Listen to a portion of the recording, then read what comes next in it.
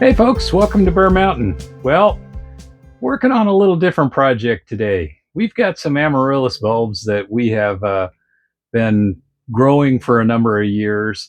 But this last go around, when they bloomed and they finished, and we noticed when the foliage was dying back, after we brought them out of storage, that we had inadvertently somehow gotten to the point where we had some molds and mildews growing on them. You can check this picture out of what we're talking about. And we actually had four different, actually five different bulbs, and they all displayed some version of this kind of soft rot type mold, which the bulbs, the basal plate of the bulbs were still healthy, but the outside layers of it, definitely the rot had gotten into it. And we needed a way to, well, first we sanitized the bulbs by cleaning out off all the necrotic tissue off of it as best we could. But then we wanted to find a way to treat the bulb without using, a purchased fungicide, and that would, basically kill off whatever spores were left on it. And that's when I went and I looked up what kind of solutions that JADAM had in their pesticide book for rots, soft rots, and things of that nature. And lo and behold, they have a formula. It's actually pretty easy. What we're going to be using is we're going to be making a solution that we're going to be using as a drench. Well, not even drench isn't the right word. It's more like a soaking. We're going to immerse the bulb into the solution for about 5 minutes. That way, the sulfur solution and the wetting agent soap will get into the nooks and crannies of the areas that the mold could hide and kill it off. So we've got some kind of pictures of ones that we've done a couple of days ago, and they've already beginning to respond pretty well. You can check the picture of this one out that had one of its new leaves were coming out. It was damaged at the time when we treated it, but it looks now like the leaf is greening up and it's beginning to grow, and you can kind of see that the mold damage isn't getting any worse. So we may have to do another treatment in about a week to 10 days, depending and seeing how things are going. But we repotted them back with fresh mix, and they seem to be doing pretty good at this point. They're a couple days into it, the one that we can see the best. And that's kind of what we were looking for, is to try to save these things, because they're like, if you buy new Amaryllis bulbs, ones that aren't, just your Home Depot ones, but even the Home Depot ones were like, I think they're like almost $16. And we're trying to raise these things up and actually split them off. As an example, I've got this little guy here, as cute as he is, who is it's a 1-year-old bulb, and it's going to probably be several years before it's big enough to bloom, but it's kind of starting to grow out for this year. And we're looking at propagating these things. And what we don't want to have is a situation where we just lose them all to rot. So anyway, I wanted to show you the mix of the solution, show you how we did it, and just to show that you can do this kind of stuff at home without having to buy a fancy toxic fungicide to do it. All right, I showed you some close-up pictures here where the mold is really getting to be the worst, which is really right here in the center, right near where the growth tip comes out. And as you kind of peel some of these things back, you can kind of see that there is definitely white mold on these kinds of things. And so we're going to take the whole bulb out.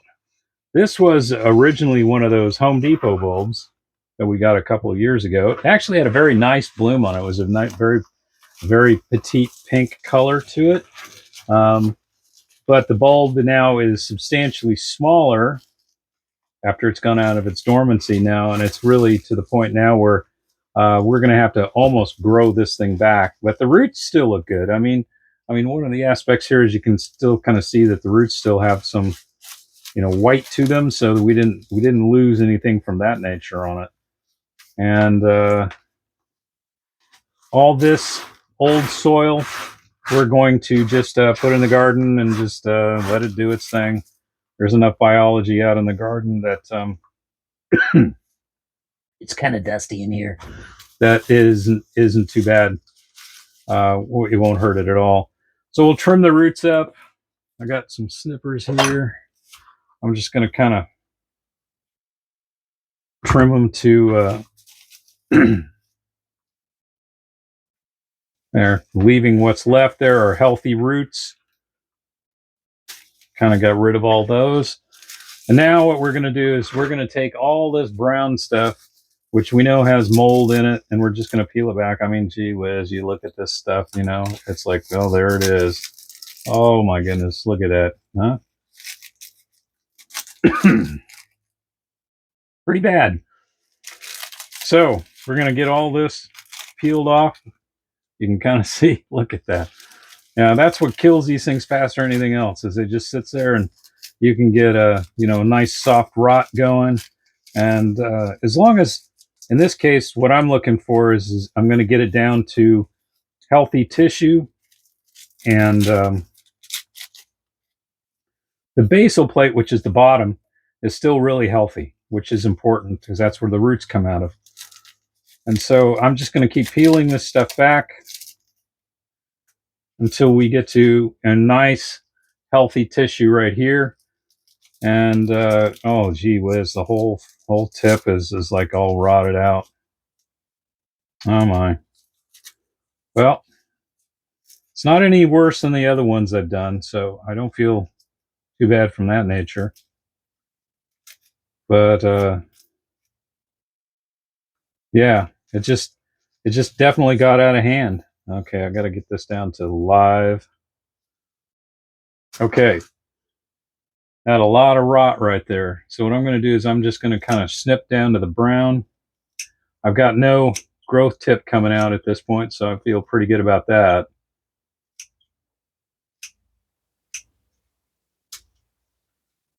So kind of soft on the inside a little bit.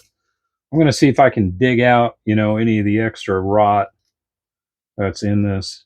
Yeah, it's still, there's a lot of good tissue inside. I can still see it. And then what we'll do is we'll take kind of a high pressure nozzle and just kind of wash it out to the best we can. And then what we'll do is we will immerse the entire bulb.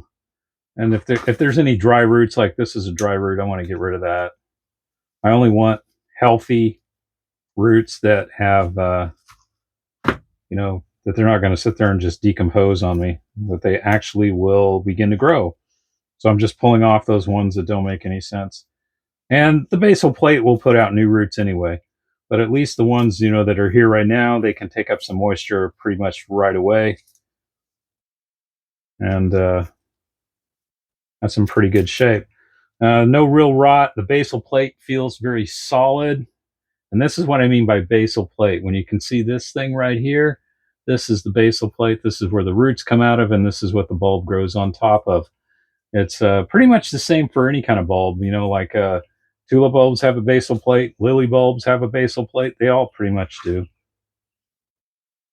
And that is, a hard lesson to learn, is how to destroy a real expensive bulb real fast. But I think I can bring these guys back. If I'd let this go on any longer, just repotted it up and tried to grow it, these things would be really, really sick, and they probably would die on me. At some point, the rot will get all the way down into the center, and we'll get to that basal plate and cause a whole lot of problems. Okay. I'm not going to do a whole lot because I've only got one bulb. So what I'm going to be using is this graduated cylinder here. And I'm going to make up a ½ liter solution. Then I can just set the entire bulb all the way down, basal plate included, into the solution. So the formula is we're going to be using JADAM Sulfur. And we're going to be putting, since we're going to make a ½ liter, I'm using a 1 to, I believe the ratio is 40.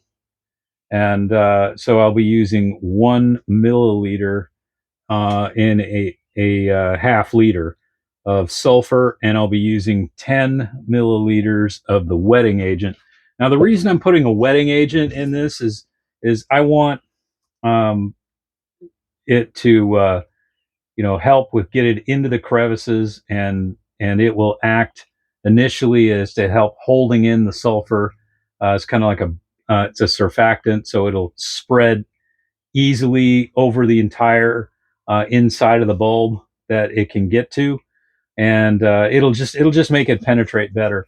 But as the soap breaks down, it's a potassium-based soap, so it's actually going to give the bulb a little bit of a jolt of a jolt of a potassium. So, going to first thing I'm going to do is I'm going to put in about 300 milliliters because I'm going to. I always start when I'm mixing this stuff. If I want to get a finished solution of 500 milliliters, I'm going to start with about 300 of water and then add my active ingredients, and then top it off with the remaining amount of water necessary to get to the final solution. The key to this sulfur stuff too is when you're done with it, don't store it in an area that's hot. Don't store it in an area where it is bright sunshine. So I put this in, I have a cool place that I store it. It's kind of like a closet in the backside of my house. It was an old storage place. It's kind of almost a root cellar like. And I keep it in there and it stays at about 60 degrees. I've got a little bit of an air bubble there. I want to get rid of that.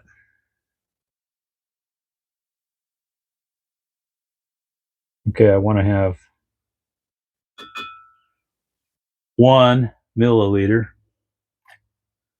And I'm going to put this over here so you guys can see the nice yellow. Almost looks like, well, you know what? I'm not going to say what it looks like.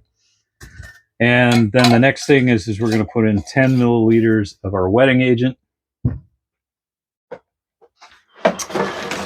Now, I talked to you guys before about using the all detergent thing from Costco because it's got a nice little spigot on it. So you can put the soap in it, and it's even got a handy dandy little cup. So it keeps the air and moisture out, and so you can get a nice amount, use what you need, and put the rest back. That is actually working very, very well for me to do it that way. So we still have about, I made up a batch of almost 2 gallons of the material a couple of years ago, and I'm getting down now to the point where I have about a half gallon left. And so I'm going to be making up probably a new batch of this stuff at some point this year. So we're going to do 10 milliliters of this. Now this is like regular soap. You can use this JADAM wetting agent. Like, it's just a liquid soap. It's Castile soap if you were to buy it commercially. It's the same thing. And except it's like a tenth of the cost of what it would cost to buy Castile soap. If you want to buy Castile soap, you can. Costs a significant amount of money. It's almost like $30 for 64 ounces of it if you're lucky. For that amount, and it's not cheap, but it also is very pure. It has no additives in it, no moisturizers and nothing. You can't use just say, oh, what if I just took baby shampoo and use that, and go, well, it's got all kinds of other chemicals in it, and this is just pure soap. Okay, so I'm going to fill this up to 500. And there we go.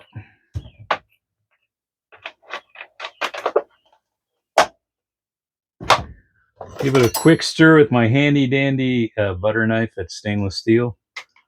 It's all mixed up nicely.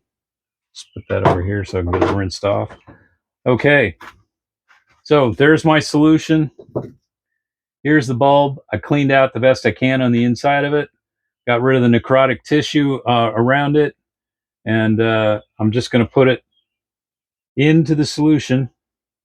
And actually, I'm going to use the knife to kind of hold it down if you get this stuff on your hands, it's not going to hurt you either. So, you don't have to worry about it. This concentration is, I guess you would say it's about 2%. And I'm going to make sure that all the roots kind of get soaked too. And I'm just going to leave it in there for about 5 minutes. Maybe if I can get this thing so it doesn't pop back up on me anyway. Yeah, it's going to be a little difficult. There we go. Yeah, still wants to do it. I'm kind of leaving stainless steel in here because it's non-reactive. So we just give it a soak. You can go away and do something, come back in a couple of minutes, and it'll be ready to go. If it doesn't pop out, it wants to float because there's a bit of air in it. And that's it. There we go. So that's it. Come back in about 5 minutes. And then what I do is before I plant, I'm going to pull it out and I'm going to let it air dry for about a half hour. And that's just to, make sure there isn't any open wounds or anything like that, might be weepy or something. And it allows basically the material to do its job and kill off the spores before we put it back into a medium that has moisture in it. So that's it. Then you can use this, just spray it on your roses for black spot or something like that, because it's a pretty weak concentration, and whatever's in it's already dead. But if you didn't want to do that, you can easily just dilute it with more water and spread it out in your garden, because there's nothing in this that's going to kill stuff other than it's a fungicide. Basically, it's sulfur. And so if you dilute it enough, it won't harm the bacteria in the soil, meaning dilute it to like, just like I got a half liter here of the solution in here. I would probably mix it up with, I do 2 6-liter buckets of my, just more my watering can. Like I put half of it into 6 liters. So 300 liters to 300 milliliters to 6 liters. And that would dilute it more than enough that it wouldn't do any damage to biology. And that's how you can just get rid of it. So it's not toxic from the standpoint of, it's like, if you do that with a regular fungicide, it's going to kill soil biology, and you don't want to do that. So the solution here is dilute it enough, and then it actually acts as just like you were just adding sulfur and potassium to your soil. So unless your soil is super acidic, it probably wouldn't hurt. As a matter of fact, I'm thinking what I'm going to do is I'm going to dilute it down, and I'm just going to put it around my blueberries. It's sulfur, so can't hurt, right? Anyway, we'll come back in a couple minutes and check it out. Okay, it's been about 5 minutes, and I'm going to take this guy out and let it just dry out. And actually did pretty good. Now, I don't want to put it in this thing that has problems, so I'm going to, because I haven't dumped this stuff out yet, I'm just going to set it on top of my pot here and let it kind of dry out. I don't know if you can kind of see that. There it is. Put the pot in there. So I'm not adding it back to the contaminated soil or anything of that nature. Now, I mentioned earlier that of the ones I did the other day, I might end up having to do another treatment if I notice that it needs it. And what I would do with that is I would just make certain that I drench to areas that are exposed, and I would use my syringe, and I would take the solution and I would just basically run it over the top of the bulb and any leaf surfaces that might be showing that it has a problem. Again, this has got a surfactant in it, so it's going to kind of coat it really pretty well. And now the rest of it, in terms of potting up, it's just a matter of repotting. And you got to remember that when you do plant Amaryllis, you only plant you leave almost 2/3 of it above the soil. So the whole point on that would be we'll get the roots in, and we're not going to get water on the inside or the top of the bulb when we water. And we must have done that somehow, watered in improperly at some point or somewhere in there, but that mold got started, and definitely was a problem. So that's it. Kind of an easy way to take care of something like that. So if you have, you think about it, if you have other plants that are exhibiting this soft rot problem, this would be a solution that could be used with that too. So, I mean, in this case, I'm using it as a direct drench onto the bulb. But this would work if you had problems with the lily bulbs, as an example. That could be a workaround for you on that too. Um, so basically, this solution is the formula that tends to kill off these kinds of molds and mildews pretty fast. So, want to thank you guys for watching today. This is just kind of a quick, easy tip. Thanks again. We'll catch you on the next video. Bye bye.